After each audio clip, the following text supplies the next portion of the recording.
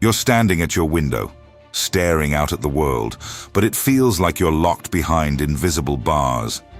Maybe you've done everything you were told, got the job, paid the bills, followed the script. And yet, here you are, feeling like something's missing. You're working harder, but not really moving forward. It's like running on a treadmill. Your legs burn, your mind tires, but the view never changes. This is the trap of just enough.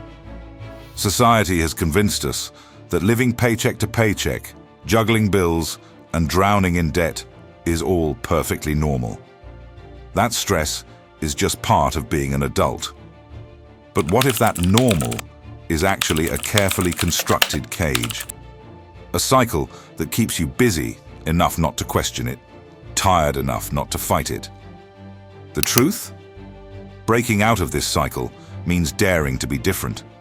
It means becoming what George Bernard Shaw called unreasonable. He said, "The reasonable man adapts himself to the world. The unreasonable one persists in trying to adapt the world to himself. Therefore, all progress depends on the unreasonable man." Wanting financial freedom doesn't make you unrealistic. It makes you brave. Because choosing to live differently, to rise above the noise, is the first step to real freedom. Not the flashy, luxury kind, but the kind that gives you choice. When we talk about financial freedom, people think it's all about getting rich. But it's deeper than that. It's about not missing your life. Think about the memories you didn't make because you had to pick up an extra shift. The dreams you put on hold because the budget didn't stretch. The family dinners missed. The passion projects abandoned. The peace you sacrificed, all because money kept calling the shots. Here's the truth. Every day you delay taking control of your finances is a day you might be missing out on the life you were actually meant to live. It's not about stacking cash for show. It's about reclaiming your time, your energy, and your purpose. This isn't just about getting rich. It's about getting your life back. It's about trading your have-tos for want-tos. Because the ultimate flex isn't a fancy car. It's waking up every day and doing what you choose to do. Your outer world, your job, your bank account, your lifestyle, is often just a reflection of your inner world. Most people don't realize it, but the way they handle money is deeply rooted in beliefs they picked up early in life. Maybe you grew up hearing, "Money doesn't grow on trees," or watching your parents stress over bills. Those little moments become part of your story, shaping how you see wealth, work, and even your own worth. The truth is, your current financial situation is less about your job title and more about the mindset you carry. Take a moment to think. What did you learn about money growing up? Were you taught to fear it, chase it, save it obsessively, or maybe ignore it altogether? These money scripts run quietly in the background, influencing every financial decision you make. But here's the good news. You can rewrite the script. As motivational speaker Joel Brown said, "The only thing that stands between you and your dream is the will to try and the belief that it is actually possible." And that belief starts with shifting your mindset. Wealthy people don't just have more money, they think about money differently. Where most see limitations, they see possibilities. They treat money not as something to clutch tightly out of fear, but as a tool, something to circulate, invest, and use to create value. They operate from abundance, not scarcity. It's not magic, and it's definitely not luck. As billionaire Mark Cuban put it, it's not about money or connections. It's the willingness to outwork and outlearn everyone. And if it fails, you learn from what happened and do a better job next time. That's the billionaire blueprint. It's not fear of failure. It's the willingness to grow through failure. Studies show that people with a growth mindset, the belief that abilities and intelligence can be developed, are more likely to bounce back from financial setbacks and eventually achieve success. It's not about never falling, it's about refusing to stay down. The real miracle isn't in your bank account, it's in your belief system. But here's the key. Financial freedom looks different for everyone. Maybe it's retiring early. Maybe it's being able to work part-time and travel with your family. Maybe it's just knowing that all your expenses are covered every month without stress. Whatever it is, you need to define it. What's your version of freedom? What number would give you peace of mind? That's your freedom number, your personal North Star. As the Dalai Lama said, the purpose of our lives is to be happy. And financial freedom isn't just about money. It's about creating the space to live with purpose, pursue what matters, and truly enjoy the ride. If you're serious about building true financial freedom, it's not enough to dream about it. You need a battle plan. You need practical, no-excuses strategies that turn ideas into action. This is your actionable arsenal. Think of it as 4 powerful pillars that support your journey to financial independence, no matter where you're starting from. The first pillar is debt demolition. Nothing slows you down like high-interest debt. It's like running a race with chains on your ankles. Whether it's credit cards, student loans, or personal loans, every dollar of interest is money you're handing over that could be building your future instead. Getting aggressive about paying down debt is the first serious move toward freedom. You might have heard of methods like the debt snowball, where you start by paying off the smallest debts first for quick wins, or the debt avalanche, where you attack the highest interest debt first to save more over time. Both work. The key is to commit. Take Maria, for example, a teacher buried under $70,000 in student and credit card debt. She followed a strict budget and applied the debt avalanche method. 4 years later, she was debt-free and now invests the same $1,500 per month she once used just to stay afloat. Abraham Lincoln once said, "If given the truth, the people can be depended upon to meet any national crisis." Well, debt is your personal crisis, and truth plus action is the way out. Next is income amplification. Let's face it, relying on just one paycheck today is like balancing on a single leg in a windstorm. One gust, a job loss, medical emergency, inflation spike, and it all falls apart. It's time to open the door to new income opportunities. Whether it's freelancing, launching a side hustle, investing for dividends, or creating digital products, the point is this: start small, but start now. Like legendary coach John Wooden said, "Don't look for the big, quick improvement. Seek the small improvement one day at a time." According to studies and data from reputable financial sources, the majority of millionaires don't depend on one income stream. They build several. You don't need to launch an empire overnight, but you do need to plant those seeds. The third pillar is the automatic wealth accumulator. This is your saving and investing game. And here's the golden rule: pay yourself first.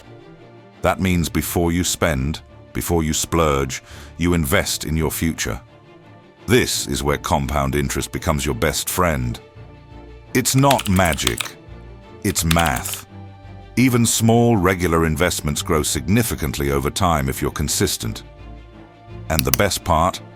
You don't have to be a Wall Street expert to get started. Low-cost index funds and ETFs are accessible, beginner-friendly, and historically reliable.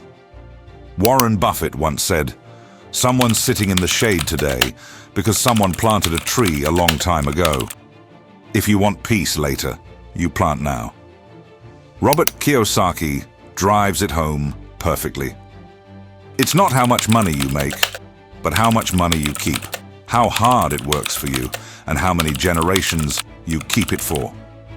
And finally, the fourth pillar, your conscious cash flow plan. Let's talk budgeting. No, it's not a prison sentence. A budget isn't about limiting your joy. It's about directing your money with purpose. It gives you control. A simple framework, like the 50-30-20 rule, where 50% goes to needs, 30% to wants, and 20% to savings or debt repayment, can help you take the guesswork out of your monthly finances. As Dave Ramsey puts it, a budget is telling your money where to go, instead of wondering where it went. When you give every dollar a job, you're not just saving money, you're commanding it to serve your goals. Together, these four pillars, demolishing debt, multiplying income, automating wealth, and budgeting with intention, build the foundation for a life of freedom, purpose, and peace. The tools are here. The time is now. Let's go build the life you were meant to live. Once you've started building financial freedom, the next step is making sure it lasts. This is where true strength lies, not just in having money, but in protecting it, growing it, and preparing for whatever life throws your way. That's what fortifying your freedom is all about. It's not just about how much you make or save, it's about resilience, smart planning, and staying sharp. Start with your financial moat. Just like ancient castles had moats to protect them from invaders, your finances need a safety buffer, a strong emergency fund. Life doesn't always give us warnings. Cars break down, jobs get cut, unexpected expenses pop up.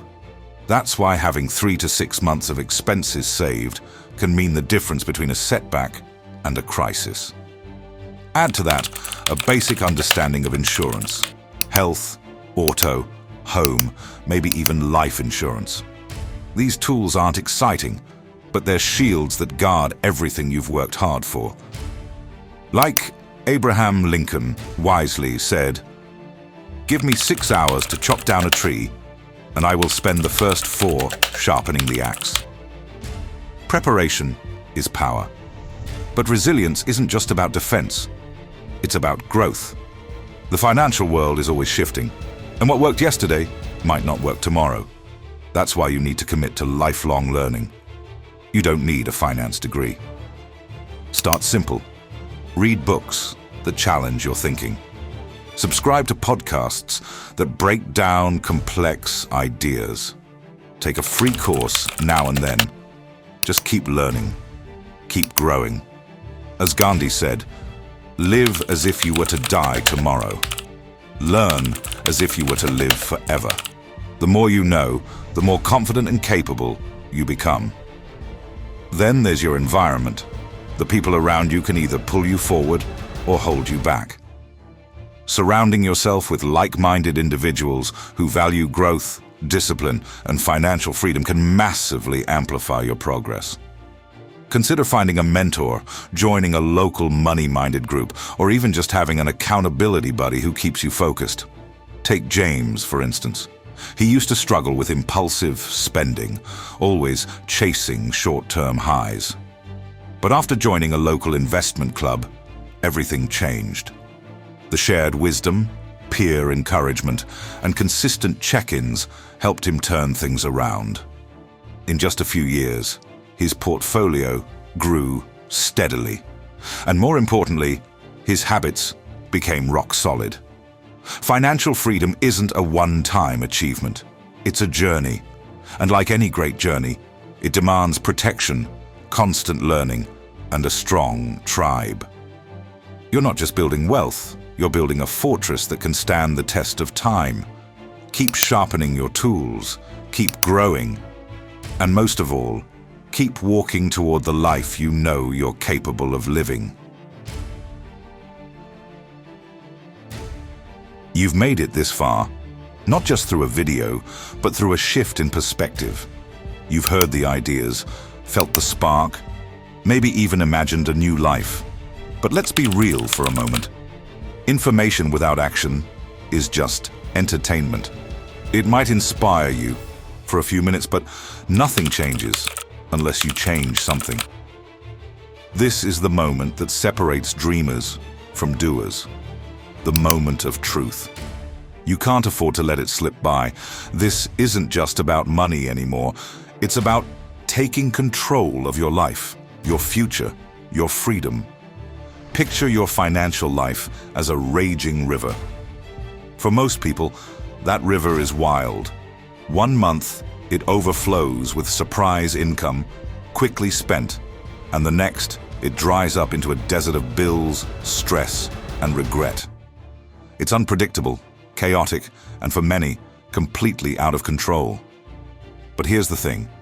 We're not trying to dam the river or stop the flow. Money, like water and energy, is meant to move. The goal is to guide it. What you've learned here, the mindset shifts, the debt strategies, the income-building tools, and the savings systems. These are the blueprints for building something extraordinary. Think of them as aqueducts, reservoirs, turbines. You're not shutting the river down. You're designing a system that channels it powerfully, efficiently, intentionally. This system, your box, is made of your routines, your goals, and your discipline. It directs the flow toward what truly matters, irrigating your dreams, powering your ambitions, and creating a calm, secure reservoir of peace. The river is no longer in charge. You are. But all of that? It only works if you take the first step. Right now. Today.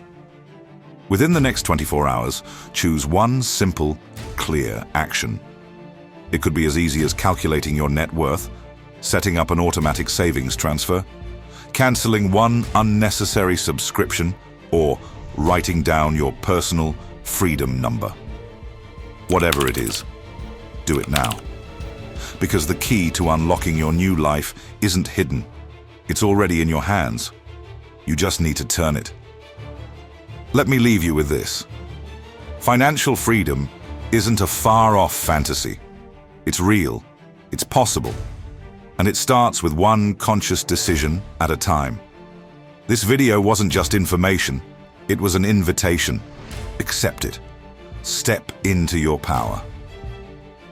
If this spoke to you, subscribe for more, share it with someone who needs this message, and drop your one action in the comments.